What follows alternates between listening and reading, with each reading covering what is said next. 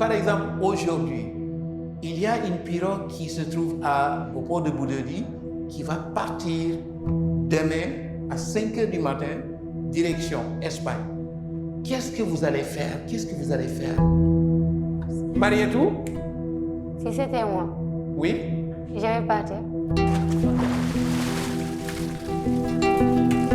Pour quelques bonnes raisons. D'abord, dans les profondeurs de ce pays, le Sénégal, dans certaines familles, il n'y a pas à manger suffisamment. De l'eau potable, ce sont des méga problèmes. L'électricité, n'en parlons même pas. Comment nous mener frontières en même temps nous ressources. Ici, l'État a tout le pouvoir. Et nous ne sommes pas l'État, nous sommes seulement des téléspectateurs.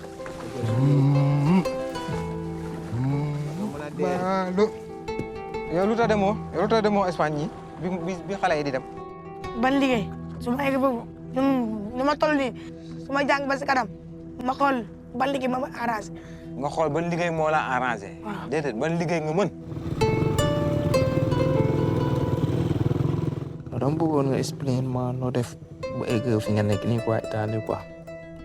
yoon bi moom métti na trop sa métti na waaw mais paiement bi fay bi naka la noo leen di fay ba nga egg foofu quoi. Vous êtes conscient des risques que vous pouvez rencontrer dans la mer. Vous êtes conscient des risques que vous pouvez rencontrer partout où vous allez illégalement.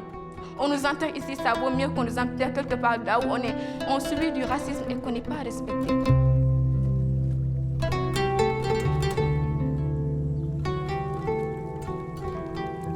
jàng boo demee bu dee université nga nekk naa tamit du lu yomb ci yéen nit woo la ne la damay tukki waaye du tukki ba xamante ne aéroport ngeen may gunge waaye port ba laa jëm jël gaal dem.